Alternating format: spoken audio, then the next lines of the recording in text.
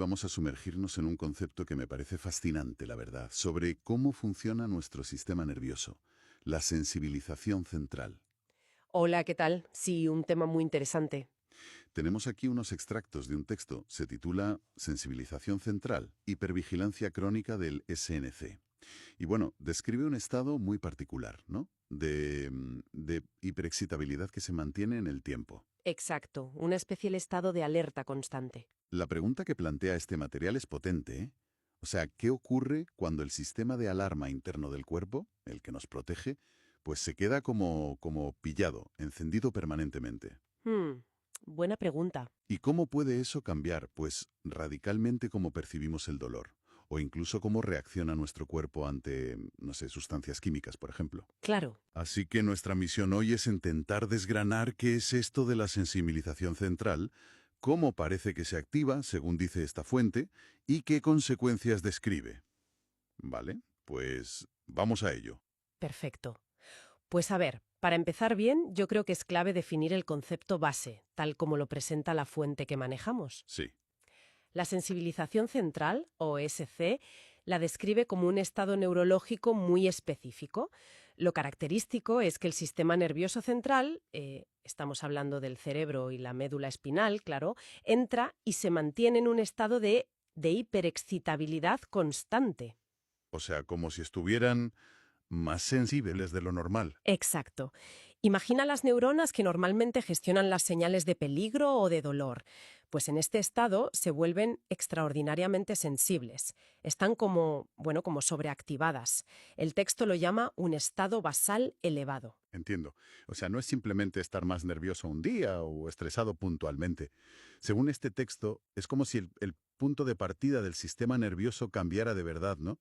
Como si su nivel de alerta normal estuviera siempre más alto. Precisamente. Esa es la idea clave que transmite la fuente. Ese estado basal elevado nos lleva directos a otro concepto fundamental que describe. El umbral reducido. Umbral reducido. Sí, el umbral es el punto a partir del cual una neurona, o bueno, un sistema entero, dispara una respuesta. Si ese umbral baja muchísimo, como parece ocurrir en la SC, según este texto, ¿qué pasa? Pues que saltara antes, ¿no? Exacto. Que estímulos que en condiciones normales apenas notaríamos o que serían, pues eso, neutros, inofensivos, un roce ligero, un olor muy sutil, un ruido normal, pues el sistema nervioso central que está sensibilizado los interpreta como una amenaza real y significativa. Vaya. Y claro, la reacción es desproporcionada respecto al estímulo original. Me parece que ahí está una de las claves para entenderlo, ¿eh? Esa idea del umbral reducido cambia totalmente las reglas del juego de cómo percibimos las cosas. Totalmente. El texto usa una analogía que a mí me parece muy gráfica. Dice que es como si el volumen del sistema de alarma del cuerpo estuviera permanentemente girado al máximo. ¿Mm? Cualquier cosita, por pequeña que sea, hace saltar todas las sirenas. Es una analogía muy potente, sí, porque ilustra perfectamente esa amplificación. No es que la señal de fuera sea necesariamente más fuerte, ojo, Claro, es que el sistema nervioso central la recibe y la procesa con una intensidad, bueno, desmesurada por ese estado de hiperexcitabilidad. Pone de manifiesto cómo una señal objetivamente pequeña puede generar una respuesta subjetiva enorme. aquí es donde la cosa se pone realmente interesante. Porque si el sistema está en ese estado tan reactivo, por decirlo de alguna manera, ¿qué hace falta para que la situación se descontrole del todo? El texto habla de un desencadenante, ¿no? De algo que lo empuja al límite. Lo llama el doble golpe. Suena bastante dramático. Efectivamente, la fuente introduce este concepto del doble golpe. Y lo hace para explicar cómo se puede instaurar este estado ya de forma más persistente. La idea que presenta es que el sistema nervioso puede estar ya en ese estado vulnerable, con el umbral bajo y la excitabilidad alta. El primer golpe, digamos. Eso es, el primer golpe sería esa predisposición o esa sensibilización inicial. Pero a menudo parece que se necesita un catalizador, un evento estresante agudo que actúe como el segundo golpe, algo que desborde por completo la capacidad del sistema para mantenerse estable. ¿Qué tipo de eventos menciona la fuente como posibles, catalizadores de ese segundo golpe? Da ejemplos concretos, porque imagino que pueden ser cosas muy distintas. Sí, sí. El texto detalla varios tipos de eventos que podrían actuar como ese desencadenante. Menciona, por ejemplo, infecciones virales importantes, que suponen un estrés biológico grande para todo el organismo y también para el sistema nervioso. Ajá. También habla de lesiones físicas o traumatismos, como un accidente, una caída fuerte, una cirugía. Otro factor clave que señala es el estrés psicológico o emocional, sobre todo si es intenso y, muy importante, prolongado en el tiempo. El estrés crónico, claro. Exacto. Y finalmente, también apunta a la exposición a ciertas sustancias químicas. Indica que incluso exposiciones que podrían considerarse mínimas para una persona no sensibilizada podrían actuar como ese factor desbordante en un sistema que ya está vulnerable. O sea que el abanico es amplio. Un virus, un golpe, un periodo de mucho estrés emocional o incluso una exposición química. Sugiere el texto que haya algo en común entre ellos, más allá de que sean estresantes. Pues el nexo común que subraya el texto es precisamente ese. Son eventos agudos y lo suficientemente intensos, cada uno en su categoría, claro, como para sobrepasar la capacidad de autorregulación del sistema nervioso. Vale. Un sistema que, recordemos, ya partía de una situación de sensibilización previa, con ese volumen alto que decías. Es como si el evento estresante fuera la gota que colma un vaso que ya estaba casi lleno, ¿sabes? Entiendo la imagen. La naturaleza exacta del evento puede variar mucho, pero el resultado, según esto, es similar. Desborda la capacidad del sistema para volver a su equilibrio. Vale, creo que lo voy siguiendo. Tenemos, por un lado, un sistema nervioso que está en alerta máxima, hipersensible, con el volumen al tope, como decíamos. Ese sería el primer golpe o la vulnerabilidad. Ujú. Y luego llega un evento estresante, que puede ser de distinto tipo, como hemos visto, que actúa como el segundo golpe. La gota que colma el vaso y lo desborda. La pregunta lógica que me viene ahora es, ¿y después qué? Una vez que pasa ese evento desencadenante, ¿el sistema consigue calmarse y volver a la normalidad? ¿O...? Y esa es precisamente la cuestión central que aborda el texto a continuación. Aquí entra la consecuencia principal que describe como definitoria de la sensibilización central. La persistencia de esa alarma. ¿Que nos apaga? Exacto. Según la fuente, una de las características más problemáticas de la SC es que el sistema nervioso central parece perder o tener muy mermada su capacidad para retornar a la homeostasis, a su estado de equilibrio funcional, vamos. Aunque ya no haya peligro. Aunque la amenaza inicial o el desencadenante agudo haya desaparecido. En otras palabras, la respuesta de alarma, esa hiperexcitabilidad, se queda activada de forma crónica.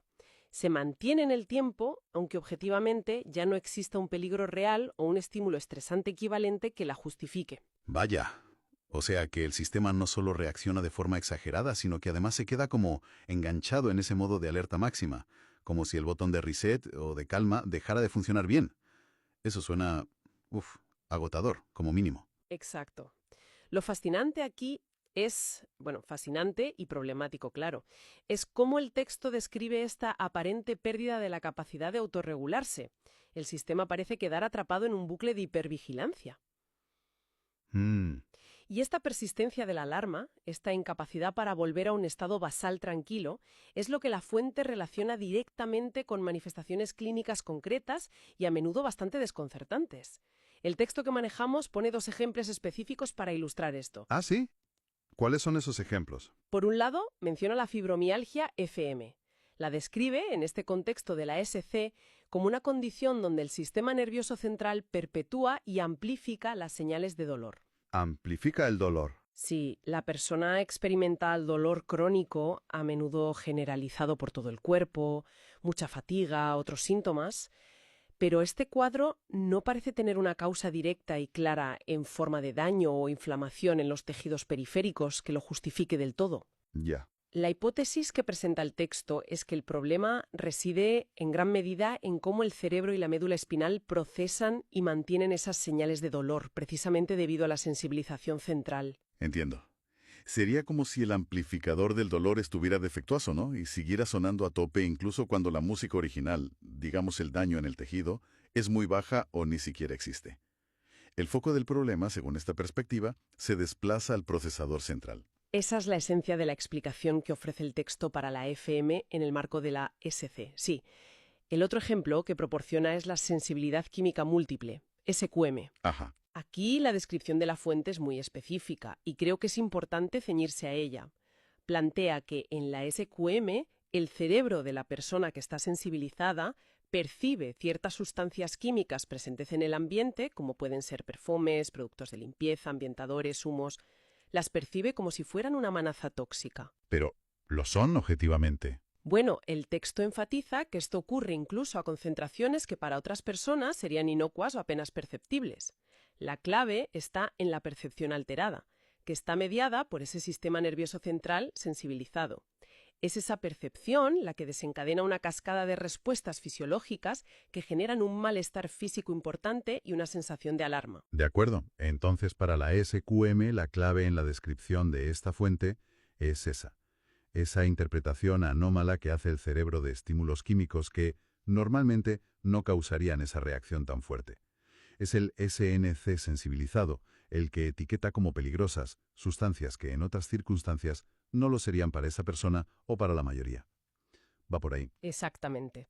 El texto marca la SQM, igual que la FEM, como una posible manifestación de esa disfunción subyacente en el procesamiento del sistema nervioso central, que caracteriza a la SC. Entiendo. En ambos casos, fibromialgia y sensibilidad química múltiple, tal como los describe esta fuente, el hilo conductor sería una respuesta del SNC que resulta desproporcionada en intensidad o que se mantiene en el tiempo de forma anómala. Falla en volver a un estado de equilibrio tras la exposición al estímulo, ya sea una señal de dolor interna o una sustancia química externa. Bien, creo que el panorama se va aclarando bastante. Entonces, si tuviéramos que resumir la idea central que nos deja este análisis de la fuente sobre la sensibilización central, ¿qué diríamos? Podríamos decir que se nos presenta como un estado de hipervigilancia crónica del sistema nervioso central. Un estado de alerta máxima mantenida con un umbral de reacción más bajo de lo normal. Un estado que, según este texto, puede ser desencadenado o activado de forma persistente por diferentes tipos de factores estresantes. El famoso doble golpe. Exacto.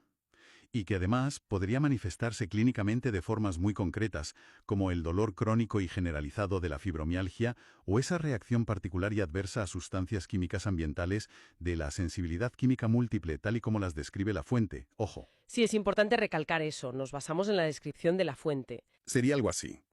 Has captado perfectamente la esencia de lo que exponen estos extractos, sí.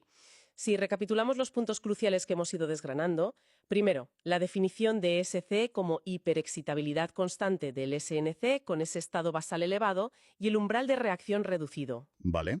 Segundo, el concepto del doble golpe, donde un evento desencadenante, infección, lesión, estrés, químicos, según la fuente, actúa sobre un sistema ya vulnerable para instaurar esa respuesta de alarma de forma persistente. El catalizador. Eso es. Tercero, la consecuencia fundamental, el fallo del sistema en retornar a la homeostasis manteniéndose en alerta crónica. Y cuarto, la conexión que establece el texto entre este mecanismo neurológico y manifestaciones específicas como la FM con la perpetuación de señales de dolor y la SQM con esa percepción alterada de sustancias químicas. Y comprender este mecanismo neurológico subyacente tal como lo plantea la fuente, pues parece bastante relevante, ¿no? No es solo una descripción teórica y ya está. Sin duda, si conectamos esto con una perspectiva más amplia, el hecho de considerar que puede existir un mecanismo como la sensibilización central operando detrás de condiciones que a menudo son complejas y difíciles de entender, como las que hemos mencionado, pues abre nuevas vías de pensamiento. Claro. Sugiere, según esta perspectiva, que un enfoque para comprenderlas mejor y quizás para buscar formas de abordarlas podría implicar mirar directamente al funcionamiento del propio sistema nervioso central. Enfocarse en el SNC. Claro, se trataría de explorar cómo modular ese estado de hiperexcitabilidad, cómo mejorar la capacidad de autorregulación del sistema, cómo, en definitiva, ayudar a bajar el volumen de esa alarma interna que parece haberse quedado atascada. Es un cambio de foco importante que deriva de entender la SC tal como se describe aquí. Muy interesante, la verdad. Nos da una perspectiva diferente sobre cómo puede funcionar el cuerpo y, bueno, cómo pueden surgir ciertos problemas de salud crónicos. Pues, hasta aquí llega nuestra inmersión de hoy en el concepto de sensibilización central, basándonos estrictamente en la información que nos proporcionaba el texto fuente. Ha sido un placer desgranarlo. Igualmente, gracias por acompañarnos en este análisis detallado. Y como nos gusta hacer siempre, queremos dejar una idea final para la reflexión. Algo que surge de lo que hemos hablado pero que invita a pensar un poquito más allá. A ver. El texto nos ha pintado un cuadro de un sistema de alarma interno que está desajustado, ¿no? Permanentemente en un nivel alto de alerta. Más allá de las manifestaciones clínicas específicas que hemos comentado, dolor persistente, reacción a químicos, según la fuente, ¿qué otras implicaciones podría tener para la vida diaria de una persona el vivir con un sistema nervioso central que está constantemente en alerta máxima? Buena pregunta final. Pensemos en cómo podría influir eso en las emociones, en la capacidad de concentración, en los niveles de energía y fatiga, en las interacciones sociales, incluso en la forma general de experimentar y relacionarse con el mundo que nos rodea. ¿Qué significa vivir cuando tu propio sistema nervioso te dice constantemente que estás en peligro, aunque no lo estés objetivamente? Ahí queda esa reflexión. Hasta la próxima. Hasta la próxima.